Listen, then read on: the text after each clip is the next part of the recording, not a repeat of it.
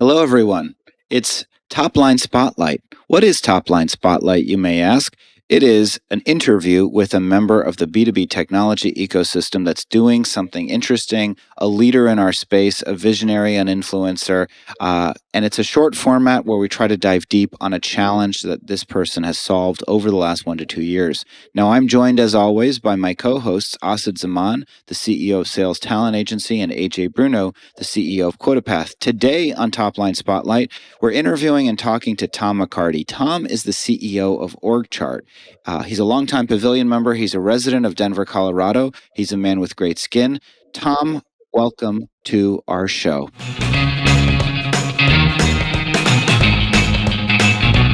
Thanks, guys. Pleasure to be on. We're excited to have you here. All right, so here's what we want to start. First, we want to just learn a little bit about your company. You don't have to reveal anything confidential, but what is OrgChart? Who is OrgChart? And most importantly, as Simon Sinek would say, why is OrgChart? Absolutely, I love it. So OrgChart's been around for a little over 10 years. I took over as CEO about 3 years ago, and we provide, shockingly enough, OrgCharts. So where we focus is we're an HR tech. We service HR professionals. That's like 90% of our buyers, 90% of our users. And so we really feel like we're purpose built for HR. And we automate org visualization. So we talk about your visibility into your org, the insights, because you can layer different things into that. And then the vision, which is really the future state of the org. So we do org chart automation and workforce planning, org design, and automate that process for HR professionals so that they're never manually drawing org charts again, which shockingly enough in 2024 is the vast majority of what HR professionals do, is still draw it in Visio or Lucid or PowerPoint. Wow. Really quickly, so I think OrgChart was acquired, if I'm not mistaken, or was it founded by your private equity backers? But just give us, without revealing anything confidential, we don't want to get you in hot water, Tom. But what's the history of the company from like a business perspective? How many customers roughly? Like where are you in your growth journey? Yeah, we're it was a bootstrapped company 10 years ago. Sold to private equity, Lockheed Partners, in 2021, and that's when I came in and took over the company at that time. And we've just been kind of really investing and steadily growing this business since then. Over the last 3 years, we've more than doubled. We've crossed over the 8-figure mark, which has been phenomenal, and continuing to charge forward. We're certainly mature at this point. We have well north of 2,000 customers, and just continuing to grow on an annual basis. I think our story is more of a lot of what you talk about, Sam. I hear you guys talk about here: cash flow efficient growth, just slow, steady, and nice, responsible growth every year. And we've been enjoying the ride as we've been going. Capital efficient growth, KEG. I like that. It might be Czech. It's a Turkish framework. Time to dive into the meat and potatoes. Tell us about a business challenge. Tell us about something that kept you up at night. Tell us about something that shook you to your bones over the last 1 to 2 years. Yeah. Honestly, so I'm first time CEO in this role. And the first year kind of felt a little bit like a honeymoon. There was a lot of still things from the business that was going great. And then 2023 came. And what I started to find in 2023 was a culmination of a couple of things. One, just starting to realize that some of the framework of this bootstrapped business was reaching its ceiling. And the work that we needed to do to like really build a go-to-market engine, a brand, a message, was hitting the wall of like, either we're going to redo this and break through or not, combined with an economic slowdown. And man, it was a tough year. And there was just a couple other things that just was happening with the team that made it a very challenging year. I had to grind through it, man, and it was brutal. I think that what I learned was to lean in. There was a few things we got super focused on, and honestly, super focused was the theme. I think that the challenge with a business like mine, our TAM is literally like, if you have over 100 employees, we solve a problem for you. Like that's kind of our ICP definition, right? Because you have HR, you have an HRIS system at that point. We solve the problem in like a super horizontal TAM, which you guys know is awesome. But at the same time, there's like 5 million things you could chase if you wanted to. Like everything is an opportunity. And I think we were trying to pay attention to too many things. And so we got really focused on the narrow few and focusing on getting the right team in place too. What's an example of something that you cut that you decided was outside the core strategic focus that got some people in the org excited, but that you said, we can't do it right now? One of the things we were seeing is we do a lot through partnerships. So we are one of the top selling applications on ADP's marketplace. We can really partner with any HRIS system. We take a lot of calls. We get a lot of inquiries on that. We narrowed our focus and just said we don't have time to chase all of these right now. We need to really get focused on a few of them. Same thing on direct marketing. We narrowed kind of what we were going to focus on, which was really just optimizing our SEO and our website and optimizing our paid. We didn't do events. We didn't do anything else. We got down to like critical metrics we were looking at. In the end, all we cared about as a team was the number of new opportunities we generated every month. We were just like, that's the metric that matters. And the reason we focused on that was because our opt to close one rate's phenomenal. Like we have a really high opt to close one rate. We're good there. We just need more at bats. We got to get more for the team. And so that's all we talked about. We stopped talking about everything else on go to market and just started talking about the number of new opportunities. And so the idea behind that is getting the team really rallied around a goal and around a single thing that we thought was going to make the most difference to our plans. Not to say we never communicated or thought about the root cause things that drive that. But when we were in leadership team meetings, when we were in our all hands meetings, number of new opportunities was what we were focusing on. And we didn't bring other things into the mix. That seems to be a common theme from the last year or two of just trying to do less and zeroing in on the things that are super important. One of the interesting shifts that's happened through this downturn is this realization in organizations that they'd bought too many pieces of technology for every department. Tech bloat, and the cost of that tech bloat was content switching, the lack of usage. It was actually slowing companies down. Awesome. What's the stat? You got a stat, your favorite stat. It is so in larger businesses, each department on average uses about 70 different SaaS applications. Think about that. That is insane in a large business. And so how are you wrestling with this? Like, is this you have to integrate into larger platforms? Like, you're trying to sort of sell into businesses. They're saying we want to buy less pieces of technology. We already have 18 things in HR. We don't need another one. We'll find a way to do this without purchasing another piece of technology. How have you navigated that? It's interesting for us. Honestly, we're not running. I mean, frankly, we aren't running into that with our customers. Like we just aren't. What we are running into is customers that just don't know we exist. So this year, as things have picked up, we went to SHRM this year. And SHRM, for those of you who don't know, SHRM's the largest HR conference. About 60,000 HR professionals go to it. And so like, if you want to get in front of HR professionals, that's the place to go do it. Good. What was that? 60,000. SHRM was one of the first Pavilion models and templates. It's a private for-profit organization, and it's about 100 years old. Wow, pretty neat. Yeah. Anyway, keep going. It's a massive network. So while we were, at our booth there, like the common conversation was like, "Wait, there's a way to automate this. I had no idea this even existed." Right. So market education is actually more of what we're dealing with, and because it's such a pain point, I mean, it's still one of those things. It's a super manual process. And so for us, it's really about educating the customer, because once they know it exists, we're not a high price point either. We're a high velocity, lower ACV business, right? So it's for me, we haven't had to kind of talk customers into adding another piece to their tech stack. And because we integrate with all the HRIS systems, we integrate like 50 of them.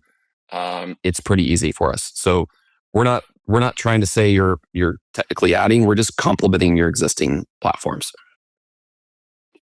Tom, your first time CEO. there's people out there that want to be CEOs, that want to be hired into this role. What is the number 1 or 2 lessons? What's the piece of advice you would give to somebody listening that's being hired, particularly into a private equity backed company, but where they say, okay, I'm ready to take that step up into the CEO job? Give them some advice, mentor them.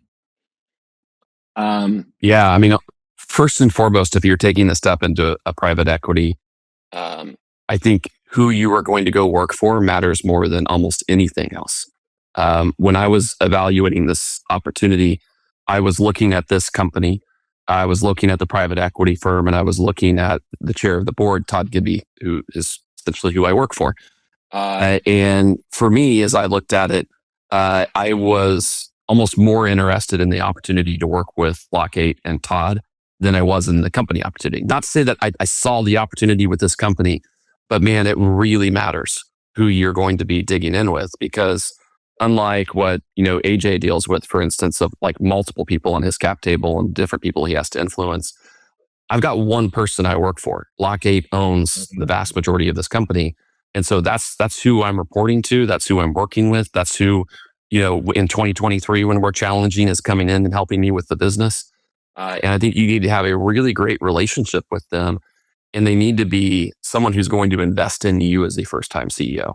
I can tell you, for me anyway, that was a big part of the reason why I chose this, is because that's what Todd loves to do, is invest in that. So that mattered a lot to me. And I think that if you get in to someone that's expecting you to already be a phenomenal CEO and they're not leaning in and helping you through that, or it feels adversarial, then that's going to be really challenging. I could not imagine going through my first few years here if it had not been a great working relationship with the private equity firm. You had earlier talked about the focusing and the focus on your customer and then listening to all the noise. I was actually going to ask that, given that you're private equity backed and that they're probably heavily involved in your day to day, how much did you feel like you were pulling them along versus they were like pushing you along to do this? And what I mean by that is, like, sometimes you mentioned the cap table thing. Sometimes you feel like you're having to herd cats and align everyone to the same vision. And it can be a really challenging thing when you're trying to do that with employees and a cap table. Did you feel like that there was some level of that in your case? No, honestly, not really. I mean, honestly, they're pretty involved. I think they probably nudge me at times on different things of things that they see. And look, I was super transparent. I'm a go-to-market guy. I know what I know. I was like, hey, coming into this role, I know marketing, I know sales, I know customer success, and I know how to run support and implementation teams. I've never owned finance outside of being on the LT. I've never owned product. And so, I think one of the things I was trying to do is be very open with my blind spots and inviting them to guide and push me in those areas. And so I would say, I think we did we meet regularly. I meet with someone in Lock 8 every single week. In the early years, it was multiple times a week. And so I would say it was more of them pushing me and kind of nudging me in the right directions. And then now it's kind of hey, whenever I pick up the phone, they're ready to support me. I don't have to kind of try to corral them to do that. But a lot more trust in me to go drive it now at this point. Tom, we share this commonality of we were first-time CEOs, appointed at the peak of the market, enjoyed a bit of the ride at that point, and then everything fell apart. And I don't know about you, but I had moments of self-doubt. You question yourself, right? Like, people with a steadier hand, with more experience, would they have been able to navigate this downturn better? Coming out of it, tell us a little bit about that experience as a first-time CEO, jumping in, seeing the wins, and then everything going to hell, managing your mentality through that, and how you're feeling now at the tail end of it. You got through it well. How do you feel now? Oh man, I was actually recently talking about this with a group of CEOs, and just on kind of some shared experiences. And I was in the middle of 2023, and I definitely was feeling imposter syndrome like hard, which I think is I think pretty normal for CEOs and almost a sign of something that might be wrong if you don't occasionally feel that. maybe a little too cocky. I was in the middle of it, and I was talking to my executive coach that I work with, and just kind of lamenting on some of this stuff. And he knew that one of the reasons why I took this job was to learn the craft of being a CEO. And so he's like, "Hey, well, remind me why you did this. What was your purpose on this? Like, what was your primary purpose?" And I was like, "Well, it was this. I wanted to learn. I wanted to understand it." And he's like, "Man, you are so lucky to get to go through this then." And it was just like, oh, and so it kind of helped me reframe a little bit. And now coming out of that, what I've kind of realized is like, man, the prior to things falling apart in late 22, the mountaintop times where you can just go in and drive and hit great metrics, that's awesome, right? Like the mountaintops almost are phenomenal. They give you a little bit of a confidence boost. They give you some recharging of your batteries. But if you really want to grow, you really want to develop as a leader, you really want to figure out, what you're made of and what you can do more of next time. It's kind of those fires that allow you to do that and grow. So in retrospect, I feel like I'm a hell of a lot better CEO than I ever remotely was prior to coming into 2023.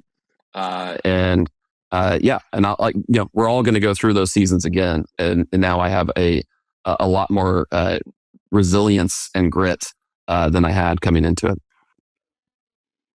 That's a great note to end on. It's been great having you on the show. Also, just want to say we're excited.